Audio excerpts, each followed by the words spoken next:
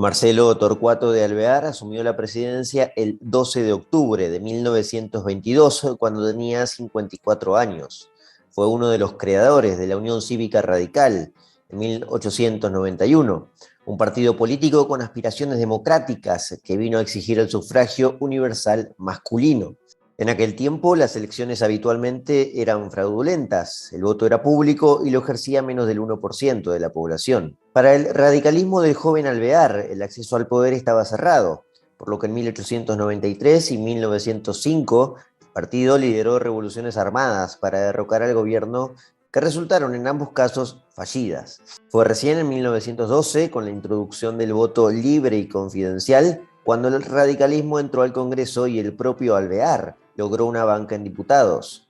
4 años después escalaron a lo más alto con el primer presidente radical, un carismático líder llamado Hipólito Yrigoyen. Mientras tanto, Alvear era designado embajador en París, donde tenía varias propiedades y vivía pacíficamente con su esposa, una cantante de ópera portuguesa. Pero el destino le tenía preparado un salto gigante. Yrigoyen lo eligió a él como sucesor y triunfó tranquilamente en las elecciones de abril de 1922. La administración de Alvear fue ambivalente. Intentó promover algunas políticas de libre mercado, pero también pretendió incrementar la intervención del gobierno mediante nuevos impuestos o a través de la creación de una caja de jubilación estatal. El problema fue que al finalizar su mandato en 1928, la presidencia recayó nuevamente en Yrigoyen, con quien ya había roto todo tipo de relación tras la fractura del radicalismo en 1924. Como venganza, Alvear terminó avalando un golpe de Estado contra Yrigoyen en 1930, poniéndole fin al radicalismo en el poder. Alvear tuvo la mala fortuna de ser un paréntesis en el tiempo entre las dos presidencias emblemáticas de Yrigoyen. Pero su participación en política revivió en la década de 1930 y tras la muerte de Yrigoyen encabezó la resistencia nuevamente contra los conservadores en el poder, como lo había hecho en su juventud. Su presidencia atraviesa casi toda la década del 20, un periodo además de flamante prosperidad económica para la Argentina, pero también de una serie de cambios culturales importantes.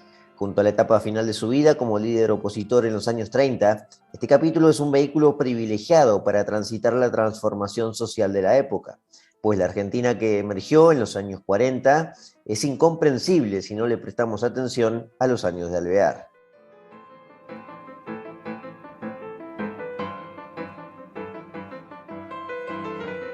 Alvear no es un presidente precisamente conocido en la larga lista de presidentes argentinos.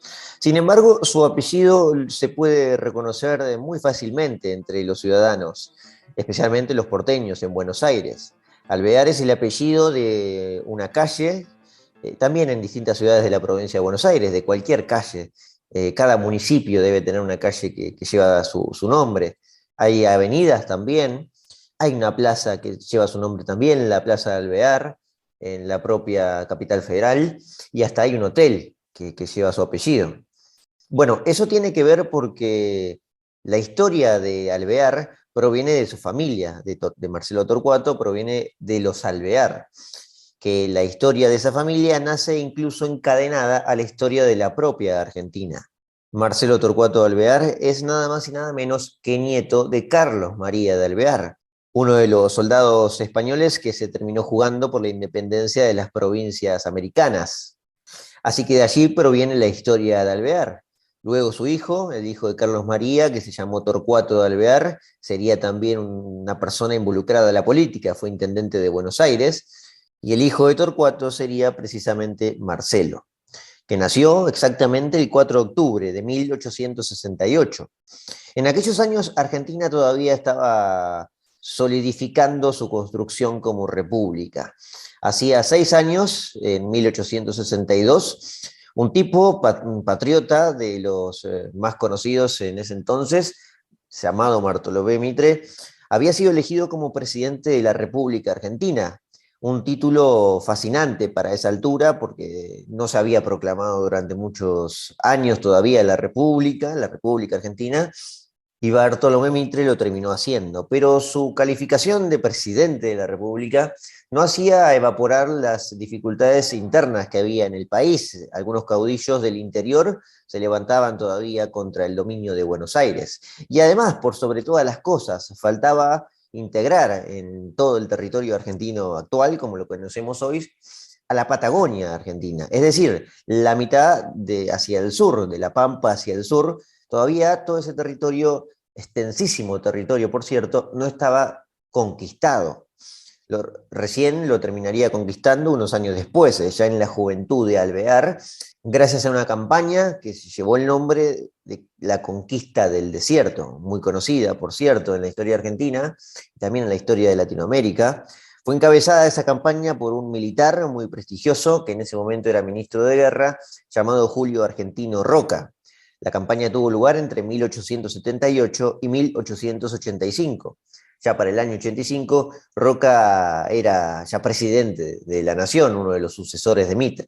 En esos años, Alvear estaba en la juventud y se estaba recibiendo como abogado por la Universidad de Buenos Aires. Rápidamente se metió en política, era muy fácil para Alvear hacerlo, aunque también se dedicó a otro tipo de hobbies y deportes, por ejemplo, a reunirse con la aristocracia argentina. Él provenía de esa familia y, como les conté al principio, hace unos minutos, Alvear obviamente tuvo una vida muy acomodada, que servía como plataforma para impulsarse a lo que quisiera.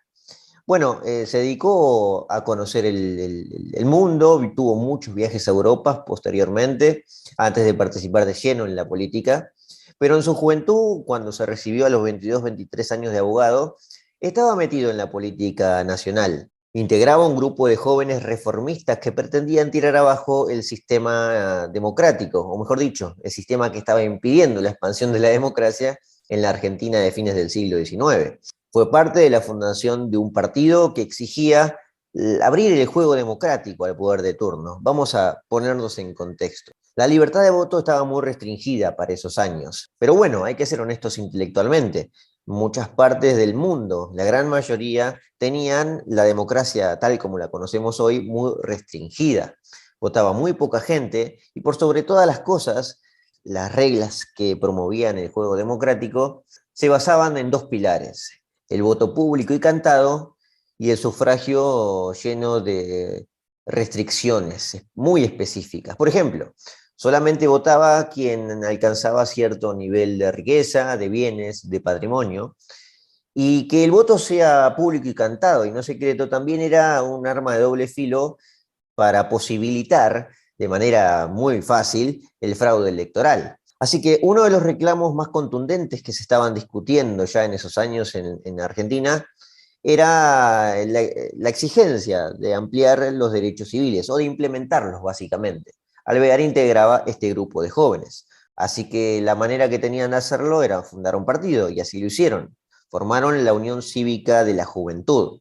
La exigencia básicamente era precisamente terminar con este sistema, implementar el derecho al sufragio secreto y universal. La Unión Cívica de la Juventud tuvo poca vida, pero tuvo poca vida porque ganó adeptos. Gran parte de figuras muy importantes de la oposición se terminó uniendo unos meses después. Para poner en fecha, la Unión Cívica de la Juventud se había formado el 1 de septiembre de 1889 y ya en el año 90, el 13 de abril para ser exacto, nació la Unión Cívica, con todas las letras. Ya no era la Unión Cívica de la Juventud. Su presidente, un enérgico opositor del régimen conservador, un intransigente nato, se llamaba Leandro Enialem y era el ídolo de los juveniles en aquel momento. Todas las demandas que iban recogiendo estos políticos opositores que proclamaban derechos cívicos no se iban a poder dar, porque quienes estaban en el poder no iban a dar el brazo a torcer. Quienes estaban en el poder eran básicamente sucesores de Roca, que tejió una red de influencias galopante en esos años para controlar todo. Fue entonces que tuvieron que tomar las armas. Y en 1890 se levantaron contra el cuñado de Roca, que era presidente en ese momento, que se llamaba Miguel Juárez Celman. En julio de 1890 sucedió lo que se conoció como la Revolución del Parque. Un levantamiento armado que fue sofocado rápidamente, que duró pocos días, pero trajo una convulsión política al poder. Todos veían a Juárez Celman como un verdadero títere, y probablemente lo era. Además, todo estaba acompañado del pánico financiero de 1890, muy estudiado en la historia económica argentina y del mundo, lo que terminó provocando su renuncia, la renuncia de Juárez Celman.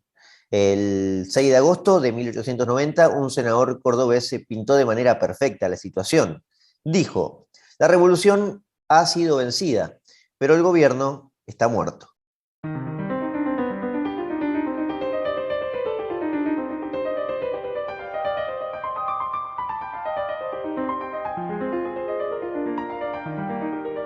Los conservadores en el poder enfrentaban una crisis política severa. Es por eso que la oposición se estaba aglutinando de manera perfecta para dar el golpe en las elecciones de 1892, en las elecciones presidenciales.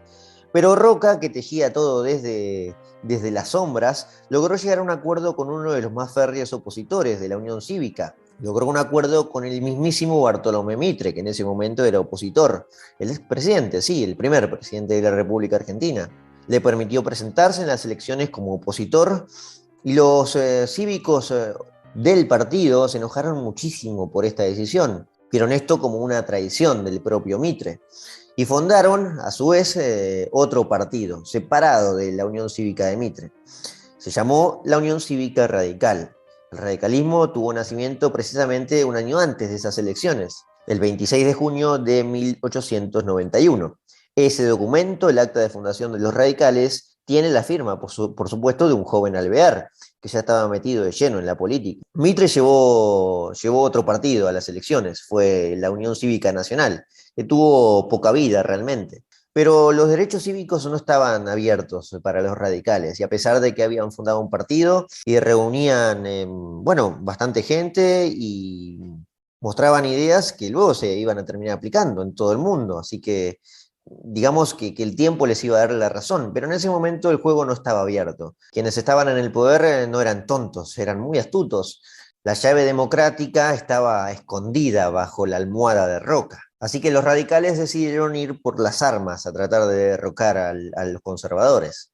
Lo intentaron primero en 1893, en una revolución que la verdad fue bastante aplacada por el poder nuevamente. Las fuerzas respondían, como verán, constantemente a los conservadores. El líder de esa revolución fallida fue un político que también venía emergiendo dentro del radicalismo con mucha popularidad. Se llamaba Hipólito Yrigoyen. Desde entonces el radicalismo, como olía fraude en todas las elecciones, empezó a transitar un proceso en el cual se abstenía por completo del sufragio, lo que le allanaba el camino directamente a los conservadores, que además habían solucionado ya los problemas económicos. Y Argentina estaba pujante desde todos los sectores en ese momento, por lo tanto el radicalismo durmió una siesta de muchos años. Y el propio Alvear, ya a fines de los años 90 e iniciando el siglo XX, iba a emigrar a Europa, se iba a instalar en Francia, en la ciudad de París, donde iba a conocer a una muchacha, una portuguesa, una cantante de ópera portuguesa llamada Regina Pacini. Se casó con ella a la edad de 37 años, ya un poco grande, y se instaló en el exterior. Se olvidó un poco de la política argentina. Mientras tanto, había otra revolución en esos años, ya hemos pegado un salto, vamos a viajar a 1905, donde nuevamente el líder de esta era Hipólito Yrigoyen, encabezada por Hipólito Yrigoyen, pero fue otra vez sofocada. Sin embargo, había ocurrido exactamente lo mismo que en 1890. El levantamiento armado fue sofocado, pero el gobierno terminó sufriendo la renuncia a su presidente. El presidente en ese entonces era Manuel Quintana, en 1905. Tuvo muchos problemas políticos internos, era un tipo ya con mayoría de edad. Bueno, no renunció, por cierto, falleció, porque ya era muy grande. Falleció en 1906 y había tenido un atentado unos meses antes contra su vida. Al parecer todo esto lo conmovió a Quintana, vio demasiado desorden y una situación incontrolable y terminó falleciendo Quintana en 1906. Todo este tipo de cosas terminaron mostrándole a los conservadores que si no cambiaban iban a perder el poder por completo. Se iba a gestar una gran revolución y iba a tener muchos problemas internos. Así es que surgió un ala más dialoguista y progresistas dentro de los propios conservadores, y unos años después, en 1912, es decir, 7 años después de la revolución que encabezó Irigoyen, se implementó finalmente la ley que venían reclamando los radicales desde hacía más de 20 años.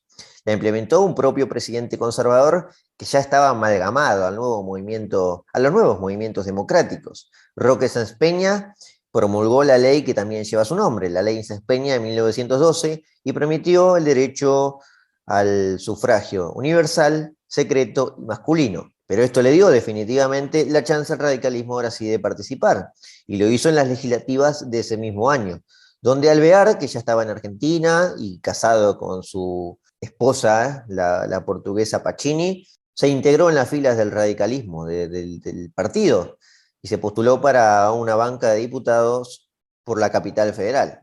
La terminó obteniendo, por cierto. Esa elección tuvo la participación de 680.000 personas que fueron a poner el voto en las urnas en todo el país. Sin embargo, lejos de lo que pretendía el radicalismo, de lo que estimaba, de que mucha gente iba a ir a votar apasionadamente con la nueva ley, el porcentaje de la población no llegaba ni al 9% de la gente que fue a votar. De hecho, el porcentaje del padrón electoral fue del 68% en 1912, que es alto, por cierto, pero que si había tanta necesidad de votar, hubieran ido, no sé, el 85, el 90%. Fue suficiente, eso sí, para darle el paso al radicalismo, que en las legislativas del año 14 y luego en las presidenciales del año 16 terminó por consagrarse en el poder, en el año 1916. La elección dio como resultado a un radical ganador, precisamente aquel líder que había encadenado las dos últimas revoluciones hacía más de 20 años, Hipólito Yrigoyen. Ganó con una abrumadora cifra en su haber, sacó el 47% de los votos, que además superaba por amplio margen al segundo, el candidato conservador, Ángel Dolores Rojas, que sacó el 20%. La primera presidencia aquí se entiende en Argentina como la primera presidencia realmente democrática, a pesar de que todavía seguía votando no más del 9% de la población. Irigoyen era un tipo muy popular dentro de la masa obrera, tenía un carisma propio de un líder ya añejo, porque ya era grande, y además tenía un carácter bastante personalista, lo que terminó sembrando la semilla que después, que mucho más adelante, cosecharía la propia destrucción del radicalismo.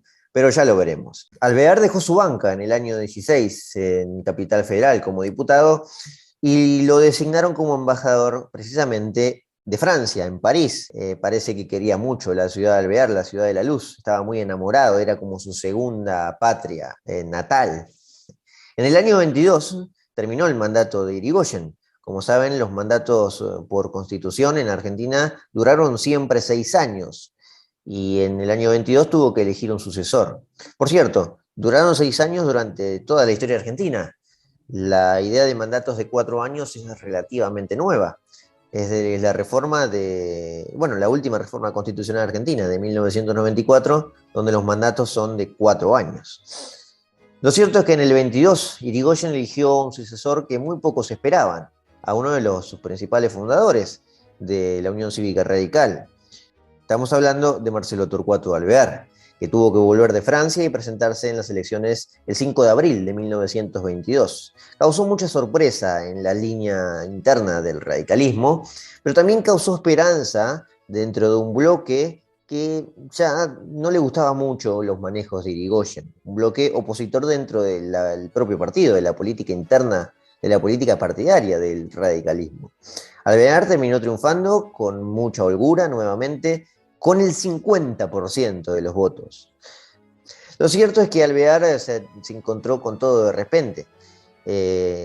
Además, estaba como embajador en París, no llegó ni a hacer campaña en suelo nacional. Su campaña presidencial la hizo, pero en distintos países de Europa, y aterrizó primero en Río de Janeiro y luego vino a Buenos Aires. Es decir, hizo una campaña diplomática bastante cosmopolita en el exterior, visitando reinos y países emergentes que auguraban grandes proyectos en el futuro. Así que llegó a la Argentina y se puso la banda presidencial, asumiendo el 12 de octubre de 1922.